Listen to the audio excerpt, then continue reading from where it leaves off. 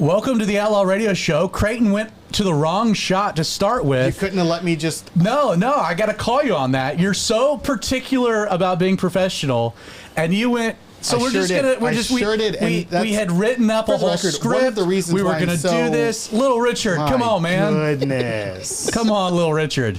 One of the reasons that I like being so professional. Easy. One of the things that I like about being so professional is that when we have minor issues, we can just scoot on past them without talking about them. Well, that was not a minor issue. So if everything is a major issue, if we're always having major issues, then we can't just scoot past. When has anybody ever accused us of being professional? That's true. That's true. It's not a be. You're the only one that aspires to that. Yeah, we just want to have fun. Yes. Even Aaron, our audience member in the back corner, is laughing at you. Oh, that's the audience. Yeah, that's the audience. It's the audience in the back. So welcome to the Outlaw Radio Show. So welcome to the Outlaw Radio Show. The whole idea here is like we were going to do a thing, and then I was going to introduce a guest that we have, and the first shot had the guest in it. So we just kind of skip all the formalities here. You could have been cool about it. And introduce the guest. So yes, we got Pope Creighton.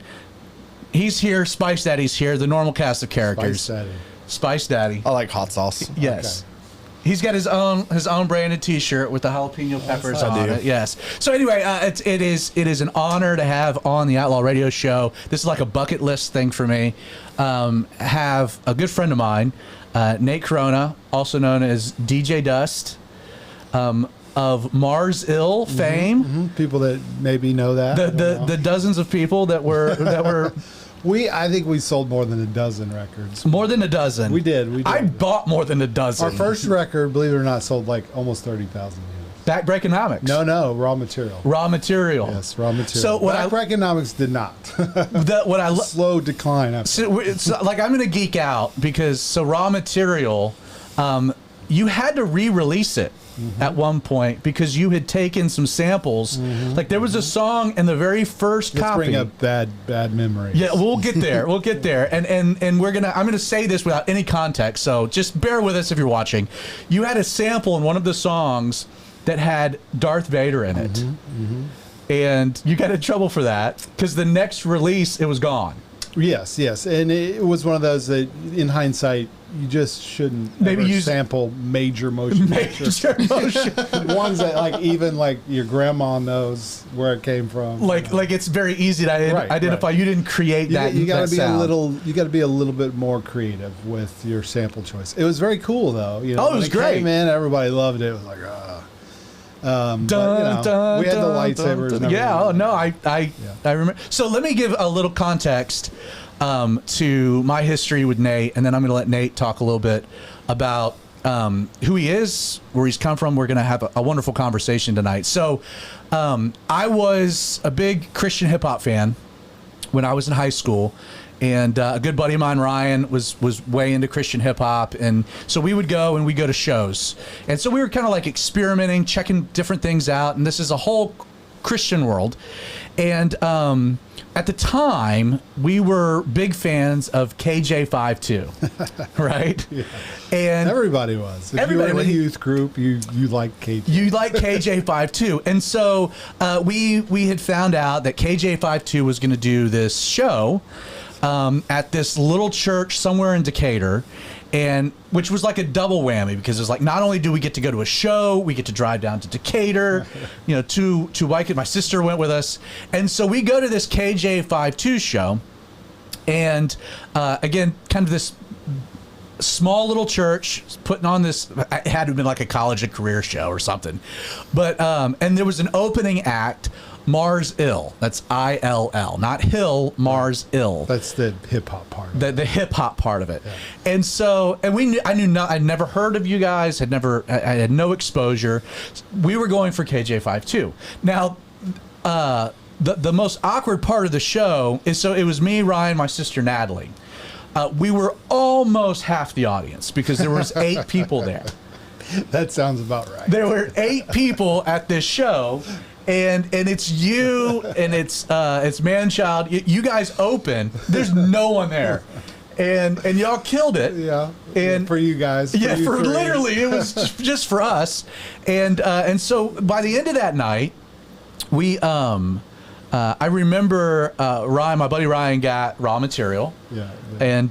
And we listened to it for like the next 3 days and loved it, but had this immediate regret that like we didn't even care about KJ52 anymore because it was like good riddance, KJ. It was like we went from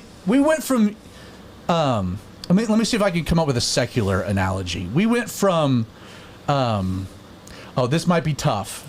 We went from LL Cool J to Jurassic 5. Exactly. That's a good. Does that work? Does that give me a little cred? Yes, it is. That's a very good reference. Because I was thinking more Will Smith. Will Smith. That would be more John Rubin. Yeah. John Rubin would be the Will Smith in the analogy. Yeah. So, but we were bummed out that we didn't buy T-shirts because you had this very cool. It was the MARTA logo. Yeah, I think at that time it was the turntable one, but we did the MARTA. You have the MARTA. I have the MARTA later. I can see it from here. The turntable. Really? I had that one for years. It was the turntable. Yeah, initially, and we were like literally doing those with like inkjet printers. I mean, that's how ghetto we were at the time. We were printing them on like an inkjet thing and ironing them on before the show. So we were bummed out. It was like, well, we got a CD, but we didn't get T-shirts, and we should and it's like I have no idea where we'll see these guys again. That weekend there was an LA Symphony show. And it was like way out. I forget where it was, but we decided to go last minute. So we're there, this LA Symphony show, and I look over and I'm like, hey, Ryan, is that DJ Dust?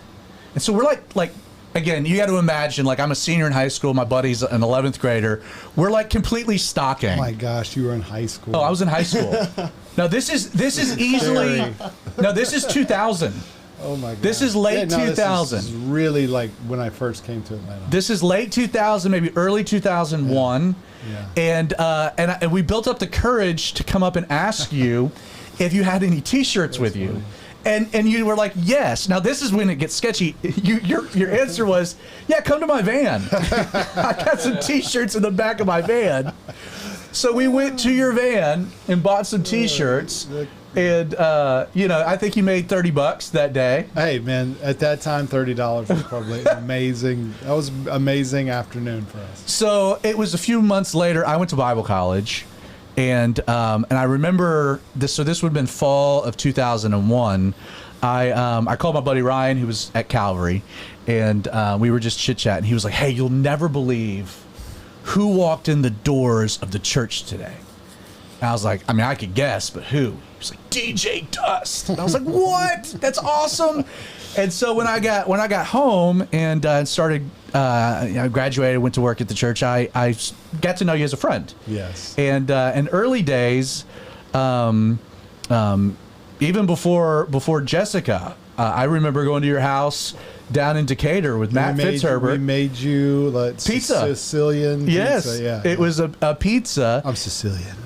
Yes. Well, and then I don't know if you remember this, but when I was interested in Jessica, she was working at Joe's. Oh, yes. Around the corner from the church. Yes. And you and I would get together once a month for lunch, but we started going there. So yes, I was like, yeah. So switched our location. We went from Waffle House to Joe's. I was whatever, bro. It was a solid switch. I would have thought Jessica would be like a writer by then. No, that came much later, Justin. Oh, did it? Yeah.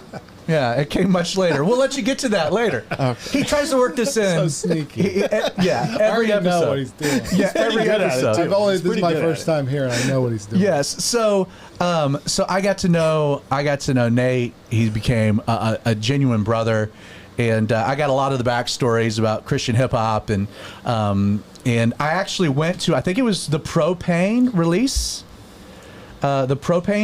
party. Oh. When the album released, I was there. I'm trying to think where the Propane. It was like it was at a club of some kind. It could have been at. Well, no, Backbreakonomics was at the one in East Atlanta. Propane was sure. What was back? Which had? We filmed a music video at one of them. Which album has Breathe Slow on it? That's Backbreak. So then it was Backbreak. Yeah, that was at the Echo Lounge. Okay, yes. In East Atlanta. that was the album release, and then Propane was a whole different album that you guys. It took 500 and something days to finally release, right? That's the one that really was sample clearance nightmare. We'll get to that because I'm interested. Yeah, that's like a pivotal year in my life. Yeah, well, and I think that's. But I was there for it all, and then Creighton, I told you, I teased you that I was going to throw a little detail in. That you wouldn't have known. I want to be very clear. That wasn't a tease. It was a threat. It was a threat. That was not a, hey, this cool thing. It's, you don't know what I have. So the original board of Calvary 316 Inc., when we launched out as our own church, the original board, Nate Corona was one of the first board members of Calvary 316. Really? See, I told you didn't know. That's wild. I remember that now, but it was short-lived. Oh, it was very short-lived. No, it was a transitional board. You were on it. James was on it. That's right. And then it was Larry and myself, I think. Larry. Yeah, I think it was mainly my dad's bumper, like speed bump to make sure that we were just going to go off the rails. Yeah. Yeah, let's put Nate in there. Let's put Nate in there. So, so I want to just a lot of history here. Kind of a fun trip down memory lane. I brought out some old T-shirts. I've got a couple I got one that it's very rare, right? Oh, it's super rare. It's a complete misprint. Misprint. Yes. Anybody that knows like that album cover, probably most people that are listening or watching do not. But we had this album cover that had our name, and then we had all these kind of like sort of jokes on there about like editing our cover because we thought it was funny, and we sent that to print. It was like move this font. Yeah, it was like move this, change this, make this darker, and it was part of the design. Well, the designer or the printers thought we were giving them notes to change the design. So we get this T-shirt back, and I look at it like, why is this all weird? There's no writing on it. Everything's moved and like darker. And it took me like 20 minutes to go, oh my gosh, they took all those notes and like put it on the, they made the shirt that way. And it was very strange. I immediately got our money back, and they printed new ones, but I kept like maybe 100. Right. Zach has one. I have one. Have one because I was the only idiot that would buy a misprinted T-shirt probably at the time. Yeah, it was probably discounted, I would think. I don't know. Twofer. It was a twofer. Does your album Propane have Hank Hill on it? Because that would be amazing. No. Because that's immediately what I was going to. I mean, this is an old album. I don't even know if that was like a thing yet. King of the Hill, man. 2004? Maybe. Because I'm just envisioning like Hank Hill and like hip hop kind of. Well, that could be a re-release. A 30th anniversary. Man, they're doing AI. They're doing AI stuff of like King of the Hill characters singing stuff, and I think that might need to happen. Of Hank Hill singing you know what? Propane. You get on that. That you have a new. Sounds like a very niche. He's idea. a propane salesman. It might be as niche as Mars Hill. Yeah. So I want to take a big colossal step back into some things that I don't know. Sure. And this is my show, and you're my guest, and so I get the opportunity. I'm along for the ride. I get the opportunity to ask some things that that I don't actually know. How did you get into music? Oh man, I think I was not a musician. I'm still not really a musician. I just really fell in love with hip hop, like deeply in love with hip hop. About how old? I heard accidentally in the backseat of one of my dad's cross country runners. We were going from the cookout to like church or something, and he was playing Raising Hell, Run DMC record in 1985, and it was just one of those things that came on that was so foreign. This is Southern Illinois. This is like Bible Belt, very conservative. Very conservative, but it wasn't like racy because it was just like, I don't know, You Be Illin' or one of the weird versions of other songs. It wasn't racy, but there was something like immediately I was like, I need to know what that is.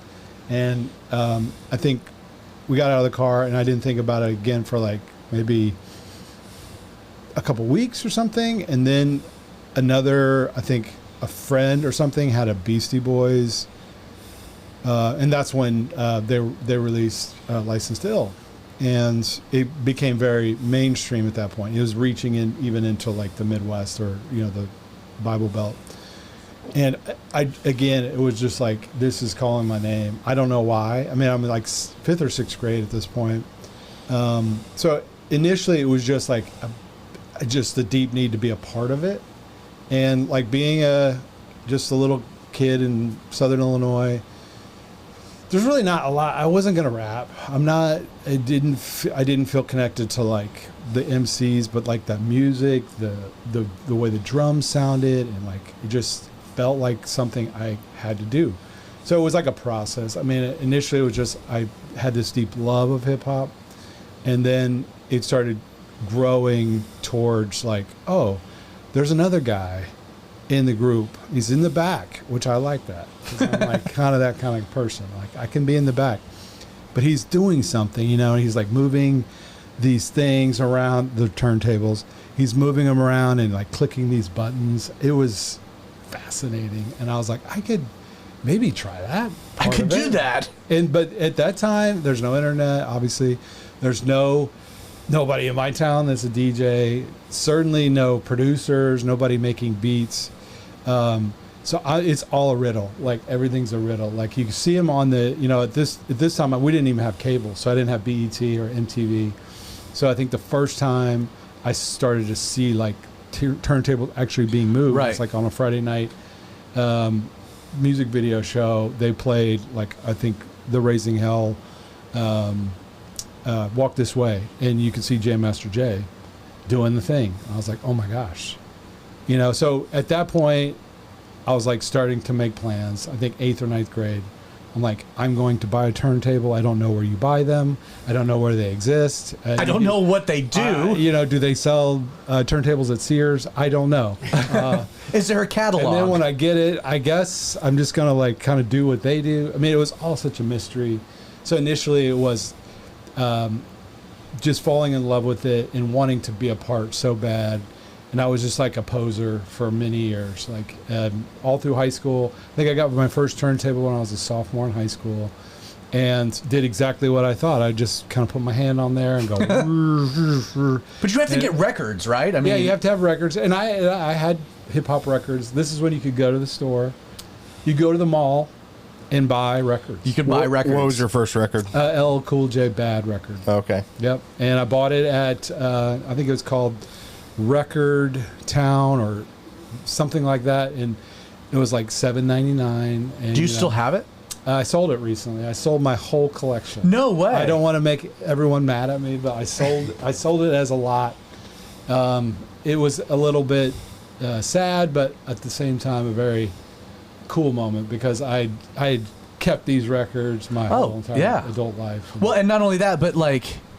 So how did you come up with when did you become DJ Dust? Oh, it was sort of an evolution. I think my initial rap or turntable name was DJ Diggs. Okay. So that was like the initial thing. I saw some movie, it was called Diggs Town or something. I was like, that's cool. And then like after a few months, I was like, that's kind of corny. I don't like that. And then a friend who was pre-Marzil, who was in the band, he said, what was a cool name would be Dust.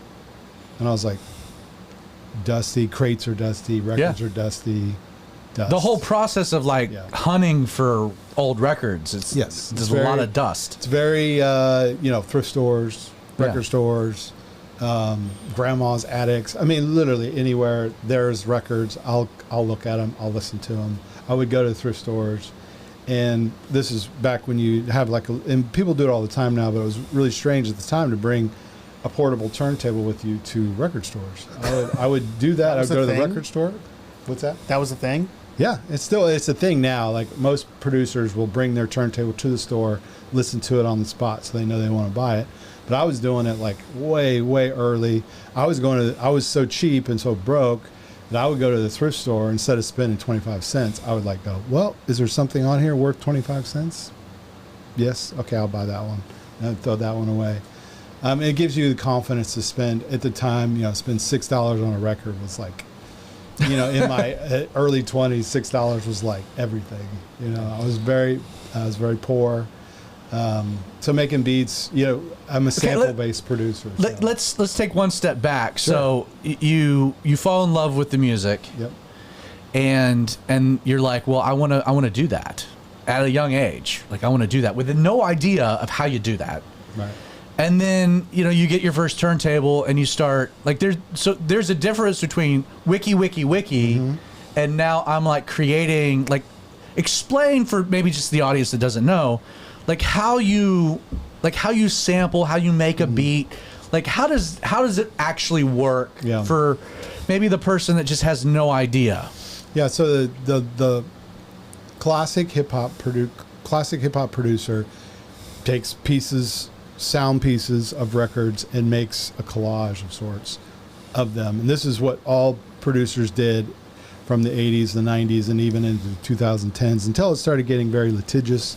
We did it kind of even when it was a little bit scary to sample because people were getting sued. And anyway, right.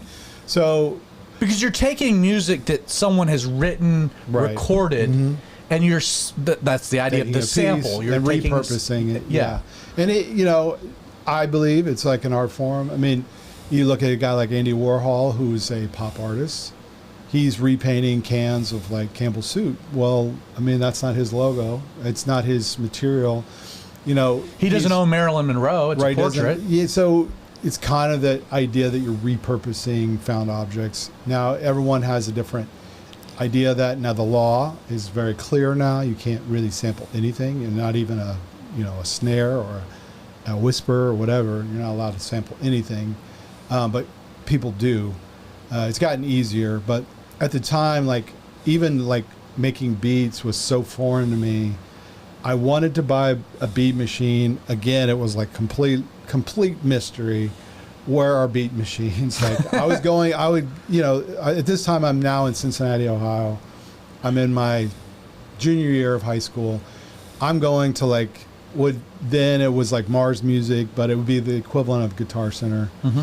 And I'm going there and going, hey, do you guys sell beat machines? And they're looking, it's like a guitar guy. He's like, I don't know what you're talking about. I remember Mars Music. The Guitar Center used to be Mars Music. Exactly. Yeah. And they would just look at me like, because we're not in New York. Maybe in New York I could have gone to Mars Music and they would know. They could sell me an MPC. But at the time it was still complete mystery. So then I learned the word sampler. And they got that. They're like, oh, sampler. We have a sampler, and it was like $2,000. I was like, well, do you have any other samplers? Do you have cheaper samplers? Yeah, like a $500 version. A sample of the sampler? So big shout out to my wife, because my wife, Kendra, she financed that sampler. That was $2,000. And you were in high school? No, this is a little bit later. Okay. When I first started looking at them, I was in high school. But at 19... my wife, who's my wife now, we've been married almost 30 years, 27 this year. It's almost as long as I've been alive. And it's sad, I know. Let's not keep going down that road. But she financed that sampler on her. I paid for it, but it was her name because I don't know how she had better credit. I don't know. She did. We had a little a book of payment coupons, and I think we broke up for a little bit. She handed me all the coupons. She's like, you just take care of this. But anyway, so I did end up purchasing a sampler, I think it was $2,100 in 1993. That was a lot of money. It was more than the car that I owned. Okay, so we've been progressing here, the musical end of your life, sure, and just the interest, the kind of this gravitational pull towards a particular art form, which is interesting because you were a jock as well. I mean, you were people don't know this, but my dad's a good basketball player. He is. He actually is really good. My dad's a great basketball player, and he's got a really great turnaround fadeaway. Yeah, jump shot. But hard to defend. For years, when we go on men's conferences or retreats. It was always like, I'm taking on that Nate Corona. Like, that guy's a baller. He can play. And but so you were a jock. You had a lot of other interests. My point is, you had a lot of other interests. Yes. You don't exactly like. You can't pigeonhole you into like one. But there was something deep in you. There was something pulling me. It was not just that. It was also art. It was art. I was an artist, and I think that kind of comes from my mom. But like, my dad's a basketball coach. He coached basketball for 50 years. Like, he literally hit the 50th year. I think he retired the next year, but he coached basketball for 50 years. So that's kind of like, that was like our family world was basketball. So in 2022, I kind of missed a few months. Yeah. You know, right. I missed a little life. Yeah. And I'll never forget, like, finally getting back to my computer, being able to do some things, and boom, there was a new single after a decade. Yeah. And the moment I looked at the cover, I knew exactly what it was. Okay, yeah, that's that right. It was an old basketball photo. Yeah, you can see me like I'm in the corner. So I just knowing that part of your story, I knew that was you. I want to pivot because you're also a Christian. Yeah. You're a believer, and you know. So I want to set music aside for a moment. We'll get back. I kind of want these worlds to collide at some point, but setting turntables, music, hip hop, DJing. Like, when did you come to know the Lord? What was that environment like, just growing up?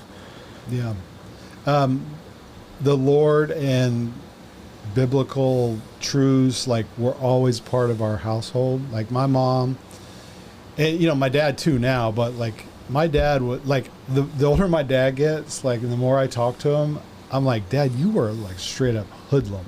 Like, he tells me these stories, like, especially in the last like 3 or 4 years, because we're old enough where he could do. Right. He was a straight up hoodlum, but my mom was like, she was an OG believer, like bringing the word to our house and keeping it there. And my dad righted the ship, like, as they slowly got, you know, earlier in their marriage, he got really serious with his faith. But so I always had that like as a base. Yeah. In our house, we had this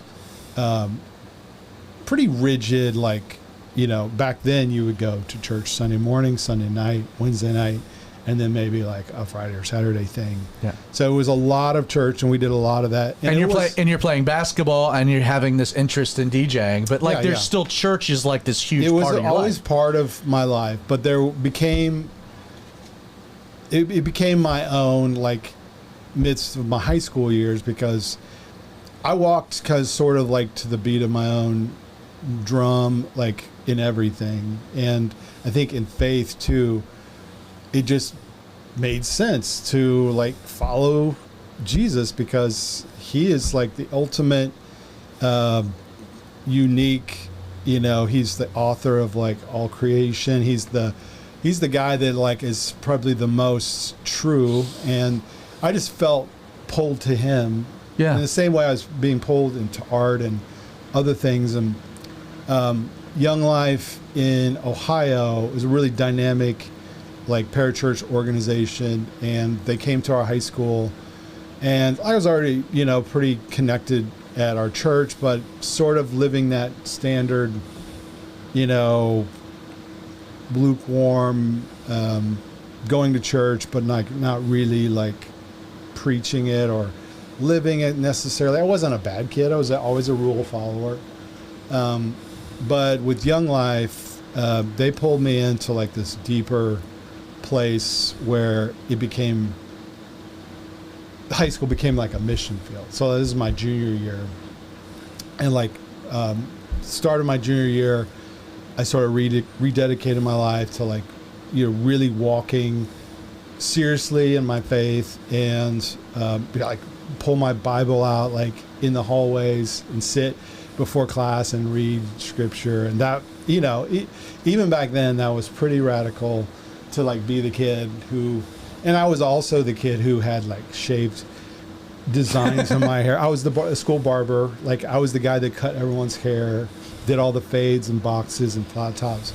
So I'm like reading my Bible, got these things cut in my hair. I was always kind of a weirdo. How are your barber skills now? Like, still pretty good. Like, still if we did like a live I would still be able to do it, because it's a little bit like riding a bike. Really? Yeah, how are you with like Jerry curls and stuff? Jerry curls, I would be afraid to I'm not getting my hair cut. Also, not a Jerry curl. It's definitely not. It's not wet enough. It's not wet. It's dry. It's not a Jerry curl. It's a Go good back. look. Well It's a good done, look. Spice Daddy. Well Thank done. you. Good- you good. guys wouldn't know a Jerry curl if it bit you in the butt. People with Jerry curls want to have hair like mine. Anyone Just who's want seen that- Coming to America knows what a Jerry. Yes. That's the only reason anybody does. The only reason I know what a Jerry curl is. Let Soul Glow. me jump in because we kind of got off to a crazy start here. We are streaming to YouTube, we're streaming to Facebook, we're streaming to X. All of those comment sections of those streams are being monitored by Currently either, monitoring X now. Frank says he must be far older than he realized because he's never heard of any of the groups we've mentioned. That's good. That's good. That's good. You're going to want to listen to Beastie Boys, Frank. yes. You should. You want to listen to Mars Ill? Yeah, as Mars well, Hill, for sure. for sure. Yeah. So but we're monitoring. Creighton's monitoring a few of this. So we'd love to hear from you. You can. This is what's great about the live show is that if you have a question for Nate, you can drop a comment in any of those sections, or you can just text me directly, and that's the easiest way. I got my phone right here.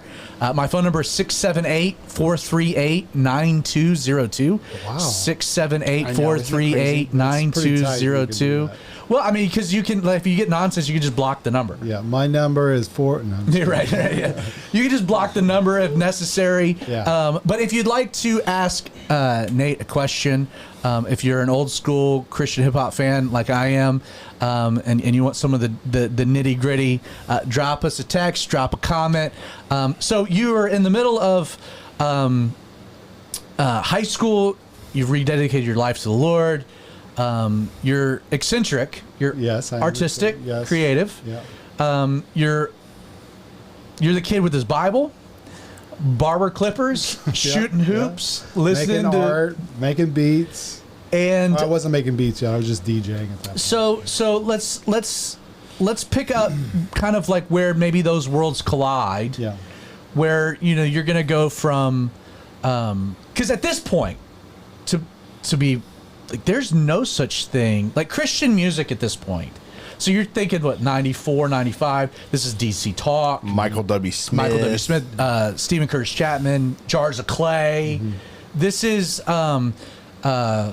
Gaither Vocal Band. yeah. I mean, you're kind of in this progress of there being. I was not interested in any of No. it. Oh, yeah. this more of commercialized Yeah. the Christian music industry. CCM. Yeah, like there's a whole Christian music world that's going on. Yeah.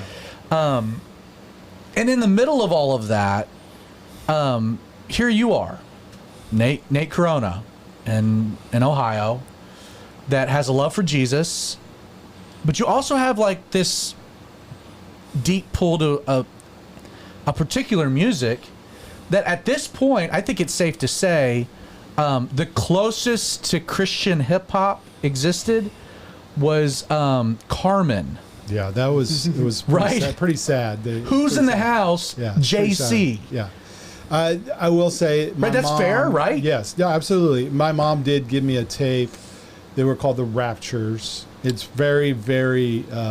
They're out there. You can check it out, but it's terrible. Like it's like beyond bad hip hop. Like it's. I'll so give you bad. another example. Yeah. And a lot of people don't know this, but the very first DC Talk album Yeah. was before New Thing. It was like the self-titled. It was Oh, wow. all Christian hip hop. Yeah. And it was because DC Talk was Yeah. Toby Mac's Yeah. actual Yeah. hip hop name. Yeah. But that was like it. There was Yeah. nothing. No, there wasn't. And PID was, or SFC and PID started kind of mid 80s, 87, 88, that they were on the scene. But again, no offense, like if they ever see this, I wasn't interested in this stuff because it still felt like a kind of a weird copy Yeah. of like what I knew hip hop. And I look back and I think they were better than I gave. Like SFC, especially, a lot of people will say they're like the fathers. You know, that those initial albums were like the real beginnings of like Okay. good Christian hip hop. But even then, I was kind of not like trying to hear it. I was just like, no.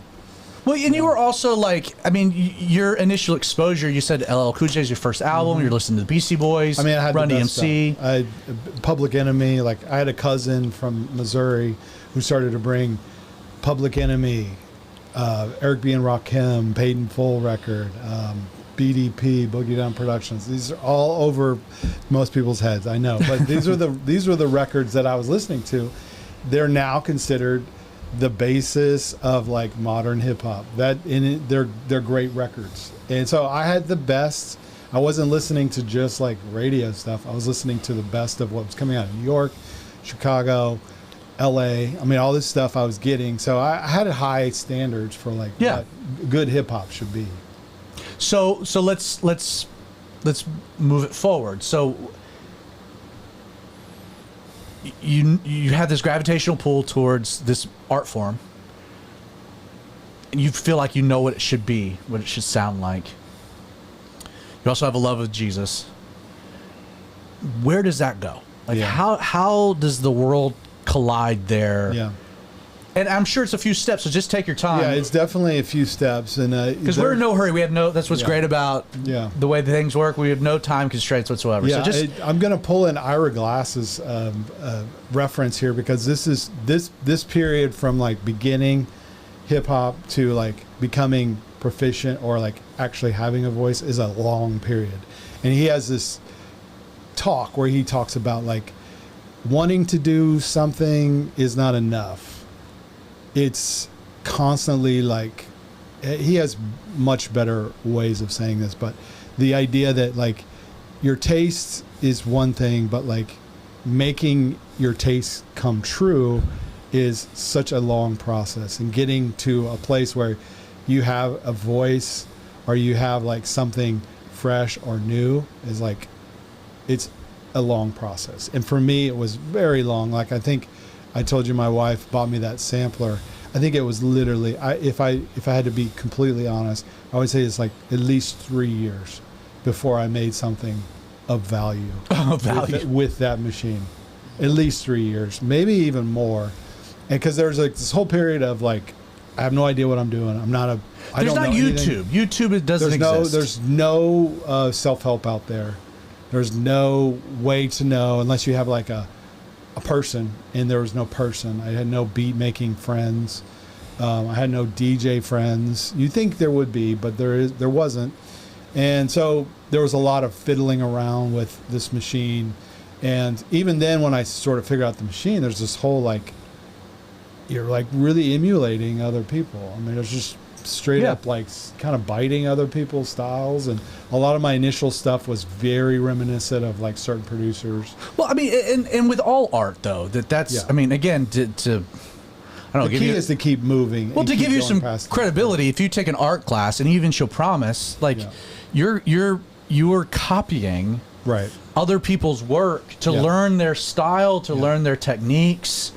It takes within just any type of art. It takes a period of time for you to learn the craft, learn different styles, and then begin to find your own. And those early days were really fun, but very frustrating. Like I wish that I like was one of these guys that sat down and was like just a savant, killing it. There are guys like I have producer friends. They'll come. There's like I'll think of his name later, but. He came to our house. He had been making beats for like a year, and he came in and he was like a genius. Like he was just touching everything, and it just sounded like a beat. Like I'm like, dude, you're just like incredible.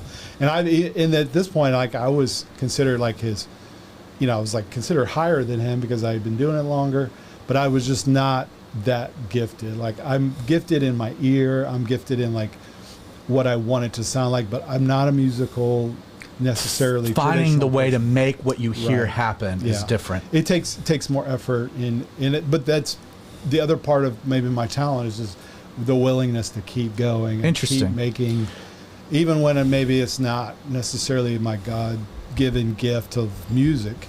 But I kept pushing. I kept like making things. I did it for, I think probably 1995 or 96 is when I started to make some things that were sort of fresh and new. And like my own style, and that was good timing because that's right before I met Manchild and Greg. Yeah, and we started to like build this world. That's a great place to just take a quick pause because Sure. I did get a question, and I think this is a great question because there's a lot of, shoot, I can even speak for Jessica and I. Like this is one of the challenge because, I'm not a huge Christian music fan. Yeah. Like just personally, like there's a lot of, like I like music, and you and I go way back. Yeah. We've had these type of conversations before, but this is when you're a parent, it becomes a little different. Yeah, it certainly does. And so here's the question that I got a text from. What was Nate's parents' take on him listening to secular hip hop and rap? So, I mean, you're listening to stuff that let's be honest is not exactly the most Christian. I have a good story about it, and I'll mention the name of the song if it's okay. That's fine. No, it's not. It's a bad song. Baby Got Back. No, it's way worse than that. Okay, way worse than that. I mean, I don't know. Maybe I'll just say it was. So, I was playing, and when you play a record, it just plays and it doesn't stop unless you stop it. So, I was playing Ice-T Power record. Okay. Very, very dirty record. Okay, and it's in the basement, and I share a basement. My mom had like her work area across the way, so she would come down occasionally. I got a phone call and the record's playing. I take the call, I go upstairs, and it continues to play While you're not present. Right, and my mom goes down to do something down And there. you're 11th grade? I mean, like 10th or 11th Okay, grade. okay. I finish the call, I come back down, and my mom is literally sitting there, and the song is playing. And it's the worst song on the record. It is literally, I can't even say the name of the song because it's so terrible. And even Ice-T had to like abbreviate it on the record jacket because it was so bad. Because Dan Quell was going to have pitch a fit. I mean, it was terrible. Right. So Okay. why did you have to go upstairs to take a call? Why couldn't you just take it from the... It's called a landline. Oh, okay. Yeah, that's right. Yeah, He's that'd that been my old. joke. I'm just That was an clarifying. old joke. I just want to clarify for some of our Absolutely. Yeah, younger it was probably like a audience corded members. situation. Yeah. Like, hey, why couldn't you just sit there and take the Right. call like a normal person? Do you guys not get Wi-Fi down there? Did you have to walk down the street to a payphone? This is there were cordless phones, but like we weren't rich enough to have a cordless phone. Oh, okay. So what happens? Your mom's sitting So I there come listening back- to this. I come back. I'm horrified. She is like beyond. You know, my mom is like, This isn't what pretty- you want with your mother. no. And it was a sex type song. we figured that out. Okay. We figured that out. So she's like so disgusted and disappointed in me, and I could see the look on her face, like this is failed. what you're doing down I here. failed. You know. So we get in an argument. I'm like, I don't even listen to that particular song. Wait. Did you throw in like I don't listen to the words. I only listen to the music. I probably did. Well, and to make a long story short, I took the record off the thing and I broke it over my knee and like, see what you. I broke the record over my knee, and it didn't help. It just made me look more. It made me look dumber. You know, that I was doing that. And I think from then on, she like took a real interest in like what kind of music am I listening to, you know? And this was pre like before I kind of gotten serious about my faith. So there was a lot of like, I mean, a lot of that music is just not good for young people to ingest, and I knew that. But it's what I was into, and I just wanted to absorb all of it. So how did your moving forward? How did Yeah. your mom bounce? Because I think the essence of the question. She bought me a Preachers in Disguise tape for Christmas. That's the name of the group, Preachers in Disguise, PID. No offense, I actually know one of the guys in the group. We're friends on Facebook, so in case Which you're means you're listening, deep friends. Yeah. Like, in case you're listening, I'm sorry I didn't like the album when my mom gave it to me, but that was her. Right. Her. And that's what most mothers do. Yes. They try to substitute. You know, this is, if you like this one, maybe you'll like this. So I was still, you know, even when she did that, it was a sweet gesture, but I didn't. yeah. It's not like I swapped it all out. But could I say maybe, and this is just to help the parents out there, that like you're going to listen to what you wanted to listen to anyway, because and back then you had to have a physical thing. It's all digital now. Right. Like and we have earbuds and they're wireless and like kids are going to get away with whatever they want. But you, there was something though deep within you where it was like, dang, you know what? I'm embarrassed my mom heard that. It absolutely changed the way I felt about some of the stuff I was listening to. And so I think, and then you even saw like the mom's gesture of like, listen to this, like, okay, mom. Yeah. But you still knew what your mom was trying to do, and I think that for moms out there that are concerned about what their kids are listening to. And I'm a parent, so yes, no, you are. I definitely know what it's like. Well, I think that kind of goes to a question I have is like, how would you compare the quality of today's Christian rap and hip hop to former years? It's come full circle. Because let's just like you're getting way ahead. Well, I know, Hold that thought. That is a great question because I do think that. Like I'm on like watching through social media, and I'm a fan of. I've always been a fan of Christian music. I even love like Christian, cheesy Christian movies. Reliant K. This guy. Reliant K is one of my favorite bands. I know, but like, I know those guys. Yeah, but we're on the same label. Oh, nice. Yeah, cool. For a while. Like, but I think like back then, like you were saying, there just wasn't much. And like, especially in hip hop, it was worse for hip hop. Right. That's a great transition. Let's get back to that. Yeah. So here you are. Did we get a question from the audience, Creighton? From the Peanut Gallery. You were over there. You were over there writing. There's nothing. There's nothing sticking. Nothing to the back sticking of his to head. the Little Richard. Yeah. Nothing sticking on the back of Little Richard. Again, not a Jericho. Okay, so getting back to great question. You are beginning to develop your own art form, but still like bring in the art form with your Christian ethic, your Christian worldview. Yes, and I think you said it well. Like, I think your exposure to the development of hip hop, the development of this particular art form within the secular context, gave you a real good clairvoyant understanding of like what this needs to be art wise. But I mean, there was no predicate to mean that you've got to do this as a Christian thing. Right. But that's kind of where it ends up. So pick up the story. Sure. You've making some stuff that's pretty good. You're about to meet Greg. Things are about to start changing. Yeah, collaboration is the next phase of like any good hip hop artist. You're going to collaborate with somebody. And thankfully in my life at the time, I'm starting to hang out with believers, you know, and I had this friend at college that heard me making beats. He was a basketball player for Athletes in Action. His name is Mike Porter. You may know Michael Porter Jr., who plays for the Nuggets. That's his son. Bit of a scandal, I think. No, that's Jonte. That's actually our. Oh, that's the other. That's the other. Okay, that's the other Nugget. That's he was. I think he was with the Timberwolves when that happened. But we'll leave that aside. We won't go down that thing. We won't go down that road. The Porters, they're like beloved family friends. Like there are people. Mike, he was an OG Mars Hill. He was. A lot of people don't know this fact, but he was one of the 3 members of Mars Hill. No way. There was 3 members. Yeah, there's a whole story. And there's a whole backstory. Let's get some to that. Like people don't get this. I don't know this. Yeah. So in 1997, before Manchild, it's me and Mike Porter. We're in this other band called Dead Poets Society, which referenced the band. I mean the movie, and Mike and I record a few songs. I think we even have like a little 6-song EP out there. It's not very good. I'm just going to say Dead Poet Society. So you can Google that. Are you on Spotify? Because I'm going to find it. No, DPS is probably not, but it's probably somewhere. Probably dark. Somebody web. has it. We had CDs.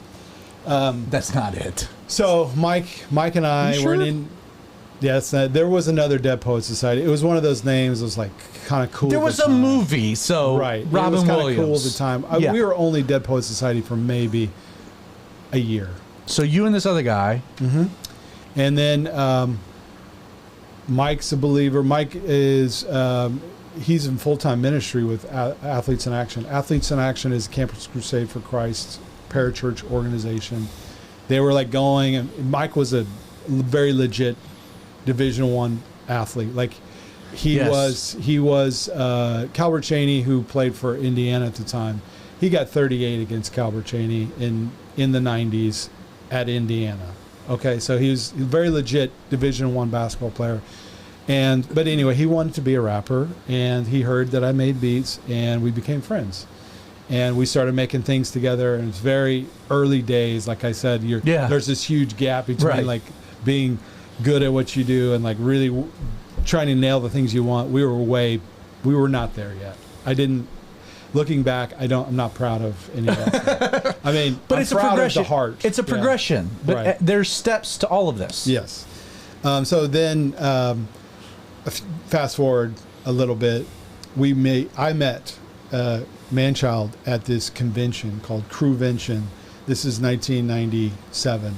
This is when I think everything shifted. Like my whole world shifted to like bigger universe of like Christian hip hop. I met Listener, I met Manchild, I met Sev Static. This is like these are the founding members. Deep Space Five. This is Deep Space 5. They're all at this thing, and they were the weirdest bunch of guys, and they were all super Plato, dope. Crumb. Doug was there. Okay. Yep. Plato was there. I got both of his names right. Yeah, both of them. And this is like when my world sort of like opened up. Like, oh my gosh, there are other guys that like have this same vision for like really authentic hip hop that like is not corny, that is rooted in like biblical truth, but is also like rooted in like classic hip hop production. So I meet them and I think, oh, that's great, I met them. And then like a few weeks later, Manchild like calls me on the phone. I left a tape, a little dust tape. Now, did he call you and say, hello, I'm Manchild? He did. Did he really? That's how it was. It was. That's how we knew each other. It wasn't Nathan. It wasn't. Hey, Nathan, this is Greg.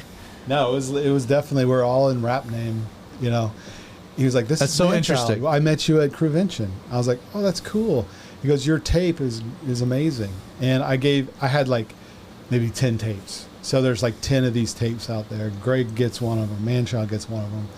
And he calls me and he's like, at this point, Mike and I are starting to do this like full time. We raise money. We're basically like hip hop missionaries. This is 1997. Manchild calls me and he's blown away that we're like doing this full time. We're not working other jobs. He's like, "Can I do it too? Can I get in on this? Can I be a part of the team?" And of course, we like at this point. We'd heard like he had left me with his tape, and he's like just super dope white guy, you know, like which is rare.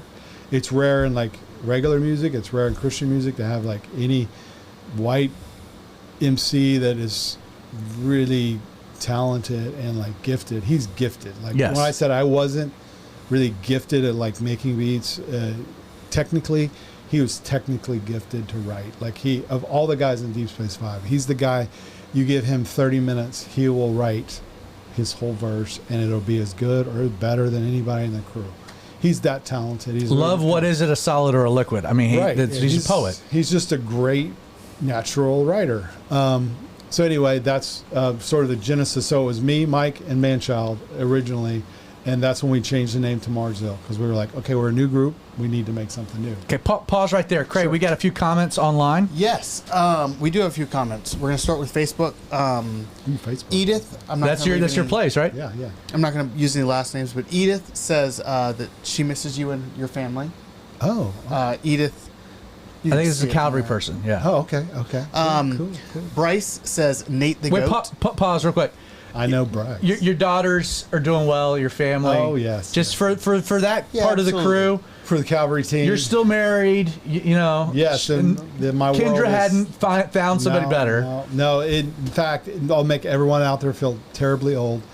Both my daughters are in college, and Zane went to college. Zane is gone to college. Lux is going to graduate college. UGA this May.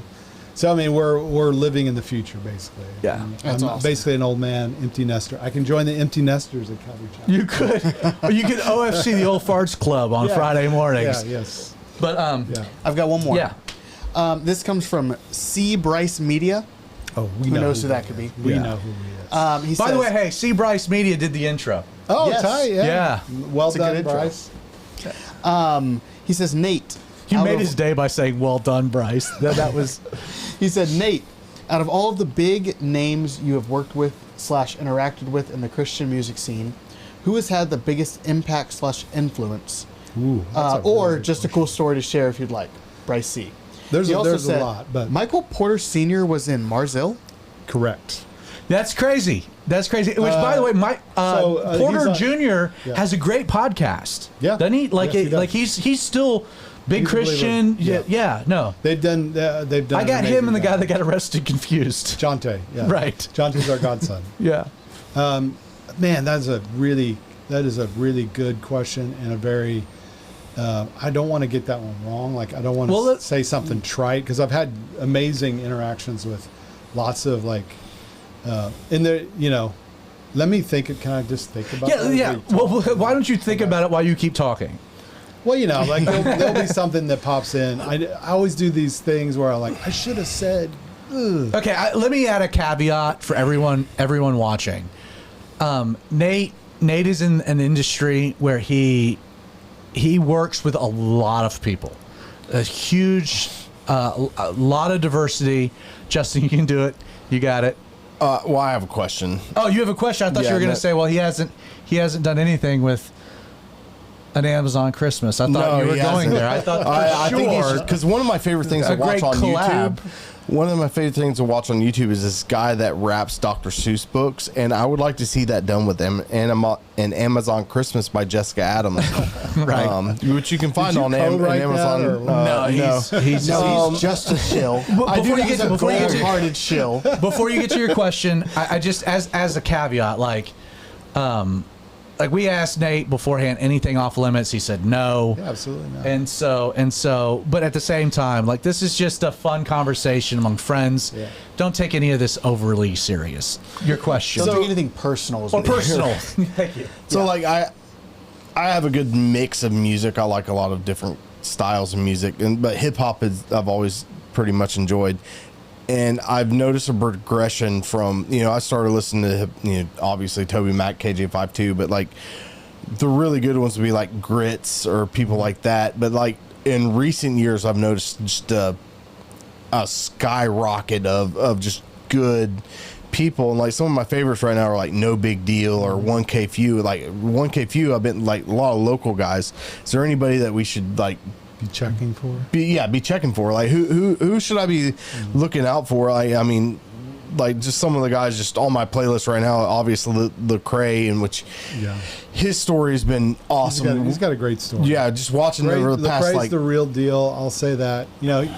I feel bad for him because he is like he gets more shots taken at him than any other artist. In the last 10 years, I've kind of followed him like from when he, his Jesus Music album all the way through like, a few years ago when he just kind of went through a hard time, and now he's back, and like his most latest album is great. Yeah. And then I'm from Atlanta, so like 1K Few is just his newest album's great too. And then I've gotten to work with 1K in the career now is I'm a filmmaker, so I get to work with a lot of these guys. 1K is really sweet guy. I only did the one thing with him, and it was like one night, so I don't know him beyond that. But Lecrae, I've done at least 7 music videos for him and more other things. So he's proven himself time and time again to be like a legit, just good person, and that's not the case with a lot of people. I'm not We're gonna get get into that, but Well, we might touch on it later because there's a component to this that I do think is. But I would like who is we'll there- get to that. is We'll get to there- that. Okay. Hold that. That's a great question. I need more people to add to my I know your playlist. It's all about your playlist. It is. So, but no, I think we were hanging out a month ago or whatever, and you made the comment that that Lecrae has touched on the fact that Marzill was an influence. yeah, absolutely. Which is interesting. Yeah, early when we first started working together, the very first time I was filming for Passion, the big thing that happens at the end of the year. This was like 2012 maybe or something like this, and he's there, and I'm doing a documentary about Passion. Right. So I got to interview him, and I'm thinking he did. Right. He doesn't know you. He has no idea who I am. Right. So I decide I'm going to throw a hip hop question at him because he's not gonna expect this. You're gonna set him up. I'm gonna set him up because I'm thinking he's either gonna get this question right or he's gonna like laugh because he's like, holy cow, who is this guy? You're gonna figure out who this guy really is. Right. So I say, and this is for the fans out there, for hip hop fans, I say Low End Theory or Midnight Marauders. Okay.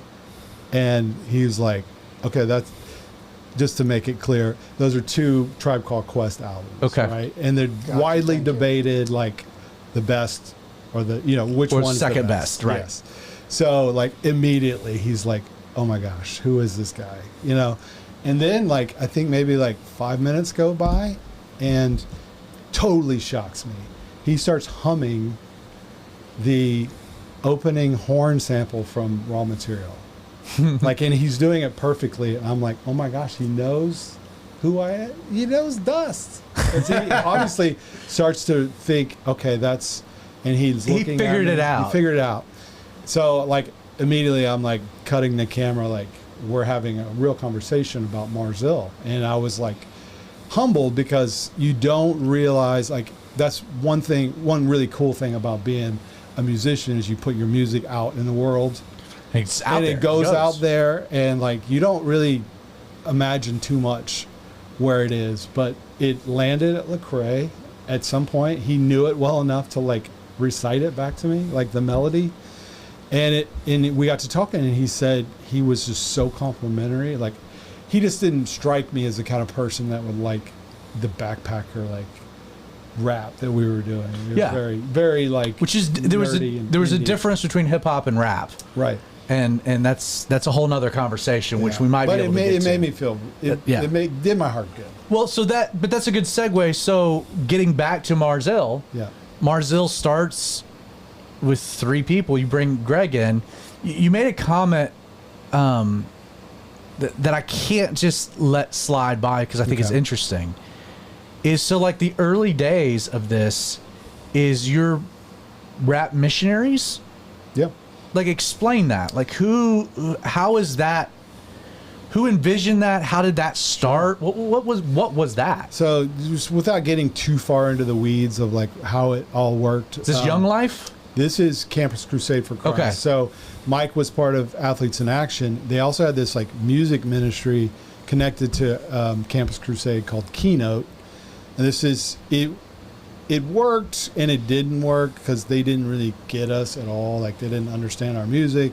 They didn't really have a network of places for us to go at the time. But they were a music outreach. They had people on staff that were raising money to go and like play music and then preach the gospel. So Mike's idea was like, hey, I'm already on staff with Campus Crusade. Why don't you raise some money and we'll do like a rap group as a missions project. So you there was the 2 of you that called it Marzil. No, initially that was Dead Poets Society. Okay. How did it become Marzil? When Greg officially joined the group in '97, we're like, okay, this is a new thing. It's got to be something new. We got to come up with a new name, and we got to leave Dead Poets Society behind because it's new. And I had one. The guys had like 25 different names. I had one name that I had mentioned, and it was Marzil.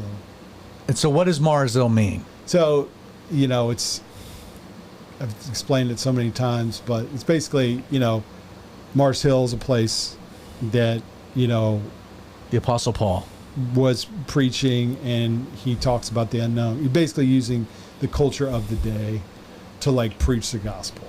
And he's saying, I know who the unknown God is, and immediately people kind of were like, oh, okay. And so he starts to talk about Jesus in this way that people could understand. You just blew Creighton's mind.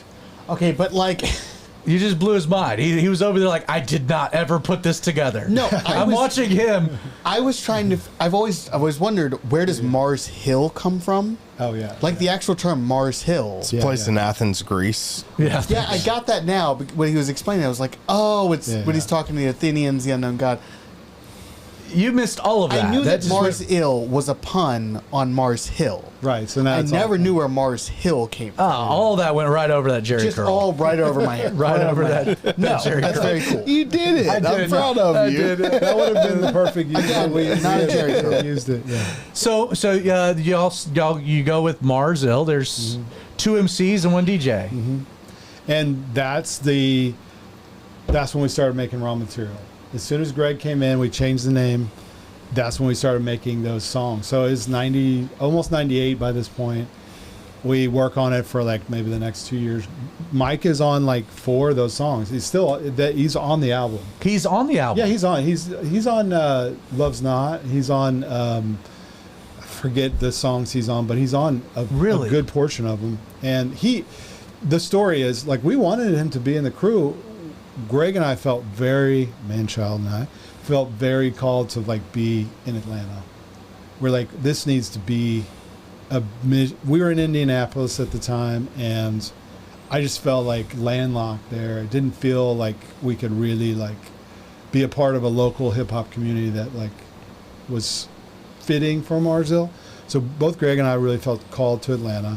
Mike was debating and ultimately said, I think the Lord has called me to stay here in Indiana. So we split, and he stayed there, and Mars Hill became 2 instead of 3. And, as they say, the rest is history. Yeah. So you come to Atlanta. Mm-hmm. This is like 2000. I think by this time it's 2000, like almost the year 2000. So Mars Hill has its own, discovery. You can go to Wikipedia. You can read the story of Mars Hill. There's a lot of nerdery out there. Yeah. So but again, I think all the things that we've covered is part of the thing that is unique, even for a Mars Hill fan. Sure. The things that people don't know. Yeah, there's lots of other nerdy details I could get into, but most people probably wouldn't care. So. And you can find that stuff. That stuff's already out there.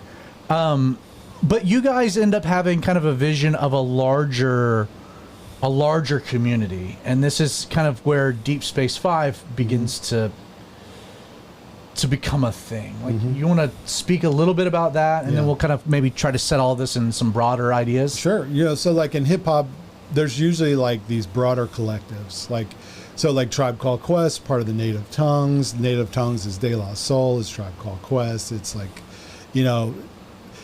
like-minded, but different. So Deep Space 5 is Mars Hill, which is Greg and I, Manchild and I.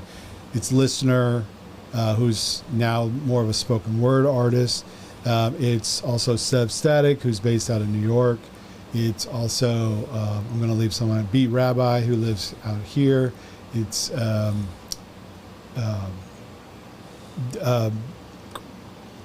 Plato, Fred B. Crumb. Who's now is Crumb. It's Sivion, who's in Texas. I don't want to leave anyone out. I know it's a big collective. There's one left. Just to get again. He's on the spot. Don't think he. Yeah, it's Joe. It's our guy Joe, and Syntax is terrific. We all have a Joe out there. We love our Joe. So DJ Manuel. So that became kind of all Christians doing the same type of a thing. Yeah. Who's doing music anymore? It's just Crumb. I take that back. Everyone's doing music. Everyone's still dabbling in music.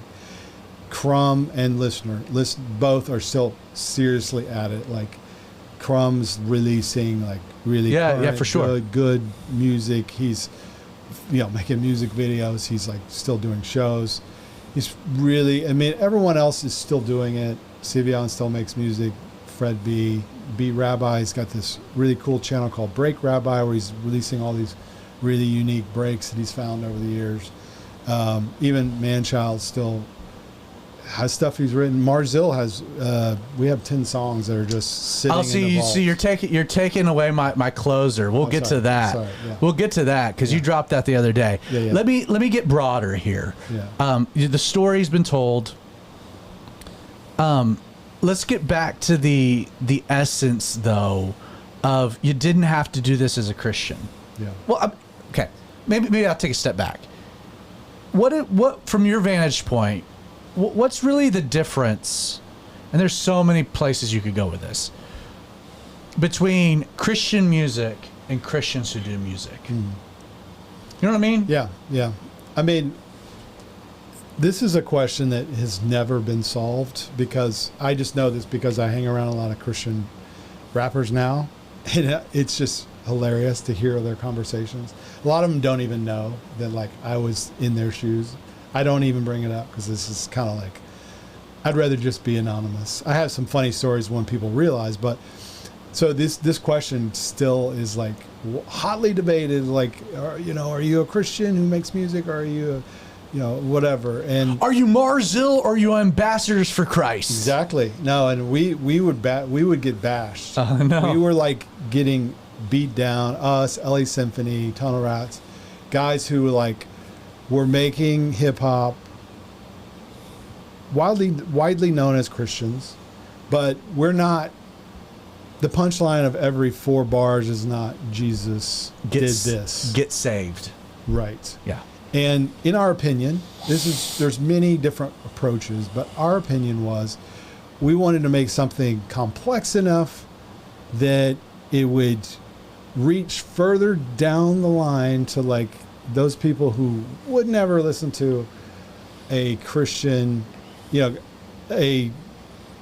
ambassador for Christ type situation that would, hear everything else we had to say, but then they would hear the gospel too. A perfect example of this is the song you've referenced, Love's Not. We would do that song last, and we would play bars all the time. We would play really, really dark places. If you know that song, the whole night we're just killing it. We're doing our thing. We got really comfortable on stage. And the very last line of that song is, love is God divine crucified for mankind. And when you say that in a dark place, it's like the record skips and everyone, there's no question that we're believers. And that moment in the show was always the mic drop for us. And we're like, we're going to leave it there and people are going to know. And so we weren't like hiding who we were ever, but our goal was to like come in as hip hop. Well, it fits the Mars Hill concept. Yeah. It's, there was a difference between trying to serve the Christian community and then also trying to, serve the Christian community, but also reach out to the secular world as well. And that was, we talked, you were getting at like, how did you and why did you want to do Christian music? That was my heart. My heart was like, I was that kid who like would have loved to Mars Hill, like maybe it was just like a selfish way of like doing something that I would have wanted, but I felt like there were more people like myself who needed that like authentic approach, that like true blue hip hop that also was rooted in scripture and rooted in like a belief in something bigger and more powerful in your life. And Greg was the same. Like we both had the same mission. Oh, no doubt about that. Yeah. So I guess the way I look at it is God gave you a gift and you became a Christian. And using your gift within that context doesn't always mean it, like, Kenny, who we support down in Honduras. His goal is not necessarily to be a missionary to the people in the country he's in, but to support the missionaries that he's in. Yeah. Like he's taken his gifts from that and used his natural gifts that God's given him, and through that, God uses them. And I think that's. Can you speak to that within Christian music? I guess is so often they put themselves into boxes of I'm a Christian, therefore I have to do this, instead of, Kendrick Lamar quoting, name dropping Lecrae, where I never would have saw that coming. Christian music impacts a larger set of people, and it's not always evident, but there are people that use it as like a commercial tool. Right. That's like sort of maybe the bad side of like the industry, is like there's people that use that as a tool to like sell records. I feel like that's harder to do within the hip hop and rap community, though. But there will always be a need for like just a substitutional like record. Like, oh, if you like Eminem, then you'll like KJ5 too. Yeah. Because and again, we're really running out of time, but it's because the idea of Christian music is amoral. Yeah. So music itself didn't give its life to Jesus. Right. There are Christians who do music. Music is not Christian inherently. And same with film or any other thing. Yeah. You're either Christian or you're not a Christian. Music can't give its life to Jesus. Right. But there is, and we don't have to go deep into it, but just more from your perspective. I mean, it's a myth that there is such a thing as Christian music. Yeah. This is all owned by secular companies. Oh, absolutely. That specifically create sub-labels and brands to target a niche market. Mm-hmm. Right? I mean, and then they just find acts. I mean, this is all astroturfing to an extent. Yeah. I mean, it's very true. I mean, you cannot really get away from the fact that hip hop in itself was not created by Christians. Everyone's appropriating something, we're appropriating hip hop and Christian, but anyone who's doing anything there's nothing new under the sun, essentially, So I just feel like our approach it's a tool. It's a passion. We're very passionate about this tool. We live the culture. We came from this culture. We were raised in this culture. Like, it was very near and dear to our hearts. It wasn't something that like, hey, the kids love this music, so let's. But like, I guess what I'm trying to say though is like, so Goatee Records. Mm-hmm. You guys were on Goatee Records, but they were owned by EMI. Yeah, when we were on Goatee, it was an EMI-based label. They're independent now, but even such, they rely on distribution that's always connected to. And that Sony became with, what was it, Propane? Mm-hmm. That became the issue. So you were on Goatee, this was good, and then EMI is like, no. Yeah, so EMI was also Capitol Records at the time. So Propane, people loved that record. I loved it a little too much on the Capitol side, in a good way. Initially, we were really excited because Capitol, and at this time that was like POD was on Capitol, and so they were seeing like the advantage of like Christian bands. So they saw us, Greg's White. We're like had this really great story. You've got a beard. Yeah, I was a beard. And the beards weren't cool back then. I was kind of a leader of the pack, but. Side note, yeah. They took real interest in Propane, and a lawyer, this is like, I still have PTSD, a lawyer calls us. Like, I think I recognize this once. Is that a sample? And literally, like, my world just stopped. Because of course it is. This is hip hop. What are you talking about? Yeah. Well, and everyone knew. It's like, it was kind of like a don't ask, don't tell type of situation. At Goatee, they knew we were sampling, but it was always kind of like we were very low key. We didn't sell a lot of records. But then when Capitol starts coming and lawyers start talking, everything changed. All the talks changed. Like, where's that from? Where's that? And I'm like, it's all from somewhere. Do you know who Darren King is? Oh yeah. He's Mute Math. Yeah. So Darren King was a founder of Mute Math. Yeah. And I listened to a podcast from him recently. Yeah. And do you know he tried out for Earthsuit?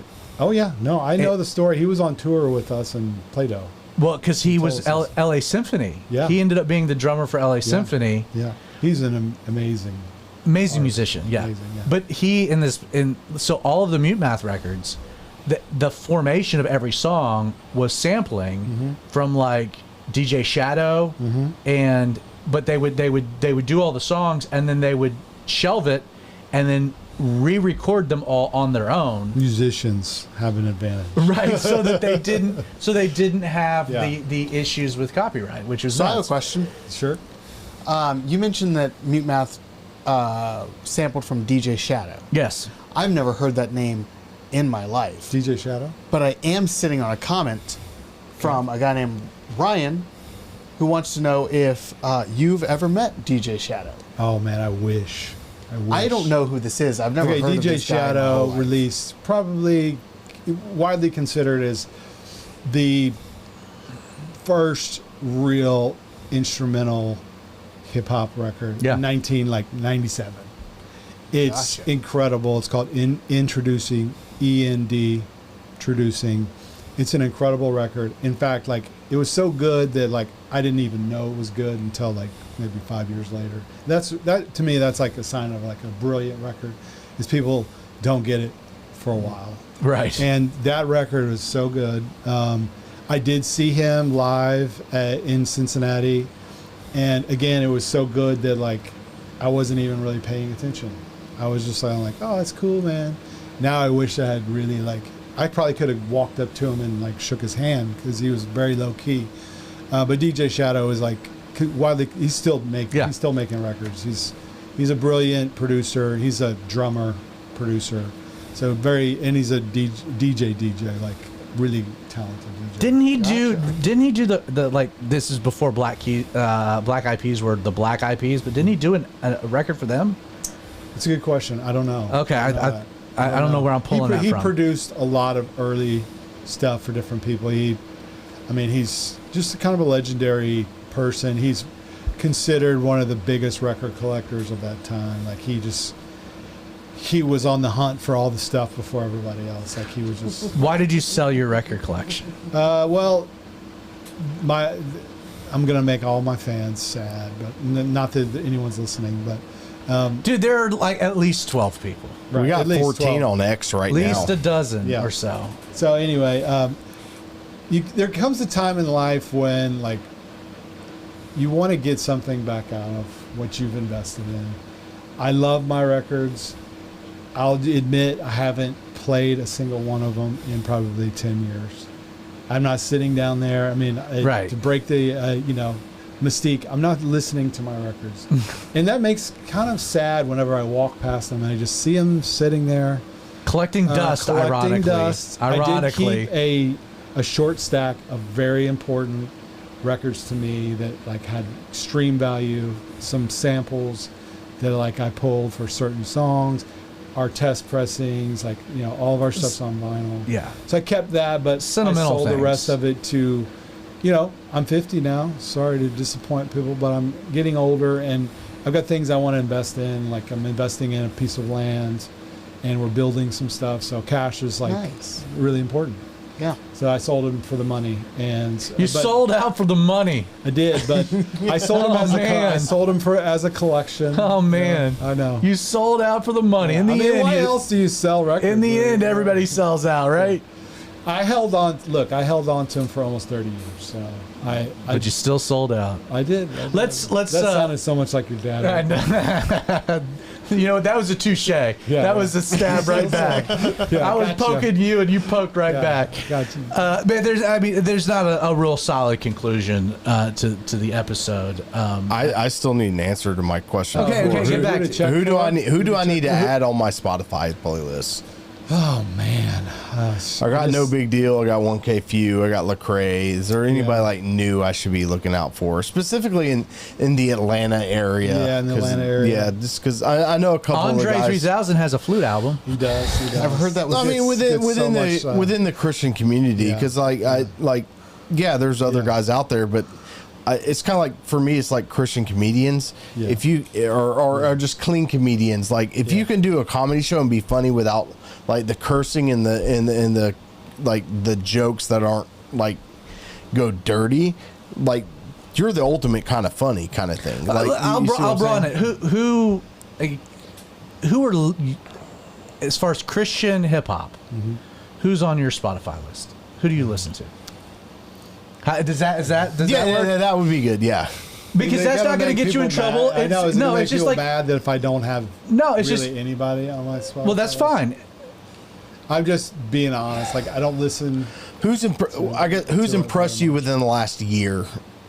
I love Trip stuff. Trip is an old dude. Like Trip Lee? I'm sorry. Trip Lee. Okay, yeah. He's an older guy. He's not old, but he's been around a long time. He's part of that Lecrae group, that 116 group. Yeah. He made a return. To maybe a year or two ago. Okay. And he came back doing just such different stuff. Yeah. And like bold, some production that's just really killer. And I was like, I want to work on that. And I got to work on it. And he just has this attitude towards art that is really refreshing. Jackie Hill Perry is another Reach artist. She's been around the game a long time. Her words cut. They cut really deep. They're really poignant, and she's really thoughtful. Just really truthful. Very good for this weird culture we have right now. She's saying things that like people need to hear. I'm not just Jesus point blank, but like things that are hard to hear for this culture. So Jackie Hill Perry and Trip. There are other guys that reach to. Holvy's really cool. Holvy's not necessarily my style or taste, but he hits a really nice note for a lot of young people. He's kind of crossing things. Are you holding out for an Amy Grant comeback? Sure. Yeah. Is that what we're looking for? Yeah. Was that song with Turn It Around, Turn the Ship Around or something like that? We're looking for an Amy Grant comeback. I almost did an Amy Grant music. Did you really? Absolutely. They asked, and I was like, I don't know if I can do it. I could do it now. They asked when I was younger. You've done some stuff. Have you ever remixed any of her? I did that one. Have you ever remixed any Amy Grant songs? No. Oh, okay. No, I don't know how we got on Amy Grant. I don't know. Anyway, you got on Amy Grant. I just was throwing a. All right, we're gonna close. We're gonna close with this. So look at me. I'm looking at myself now. So I told you you would. You did a great job. Yeah. So you told me over some chicken wings, which by the way, I man, like the boneless. Dude, you've lost some weight. You look great. Thanks. Nobody's ever told me that. It took me 30 years. I mean, but you know, do you remember a fun? So Marzil was the first band we ever had at the Deep South Youth Conference. That must be the 1 year. The 1 year before you. And do you remember this story? I don't know. Okay, in the middle of the set, like something is whacked out. Oh. And Nate's the dimmer switch. Nate's looking around like, and Greg keeps looking back because the song slows down. We plugged into the dimmer switch. We had these lights on stage, and they plugged it. So when we were physically dimming the lights, the turntable would slow down. I was like, it's possessed, you know. And when this you're doesn't like, make any sense. We're not. It's like we're losing power. We're not the kind of band that plays tracks. We played. Oh, you're full. We played everything from the turntable. They're not going fast enough. So it's just shut everything down. Good times. I went running on stage, and it was like everybody's freaking out. And I just took a moment, and I looked. I was like, morons. You guys plugged into one of the DMX boxes, and I plugged it into the back wall. And we're back up. Thank you. It happened one other time. Did it really? Happened in Salt Lake City, and we were like playing for a bunch of Mormons. Yeah. So it was us and the Mormons. Yeah, it was. Yeah. All right, we're gonna close with this, and then we're gonna get out of here. Beautiful. So you over some chicken wings, you let it slip that there is a 10-song Mars Ill album that exists that has not been released. Right, that's correct. And it's just sitting on your hard drive. Yeah. 2 questions. 1, why? And 2, can we break news here on the Outlaw Radio Show? Greg would kill me if I said something. As to don't worry, nobody's going to tell you. A release date. Can we get some type of a release date? If I did, it would just be a straight up lie. Or you could drop it at any moment. Coming soon. You could just drop it because it's not label connected. It's just it's a very complex question. You know, I've been asked this question by friends. Like, I have like, but you're on the internet right now. I've had interventions. Dozens of people are hanging at the edge of their seats, wanting to know when the next. Yeah. Really, we would just say the final Mars Hill album. Sure. Because you are 50, you're not going to live much longer. No. I don't know. No, I've had like Doug Plato. Like, he called me like one time, like it was like intervention style call. Like, you need to do this. You need to like start making beats again. You're too good not to, you know, kind of like you're wasting your talents. Grandfathering me, you know, like, and I was like really appreciative because it was really sweet. Right. But it's just okay, I'll explain it like this. When you do it like as a living for like years, and you get to sit and do it all day long, you get to sit and make music, think about it, noodle on it, go back to it, you know, go play some basketball, come back, do some more, add some stuff. It's a real advantage. When it becomes a side thing, it's really difficult to be happy with what you make because you don't have the same resource to make it. You know, I'm like trying to feed my family and do this other thing, and then I come and do it on the side. I think there's a lot of gems in there. Like I think it's Mars Hill. It's not a bad record. I think it's a good record. But like after so many years, if I drop something, I want it to be like people's faces melt. You know what? I'm going to get in trouble here. I'm gonna put fanboy hat back on. Okay. Yeah. And not just fanboy hat. I'm going to say something.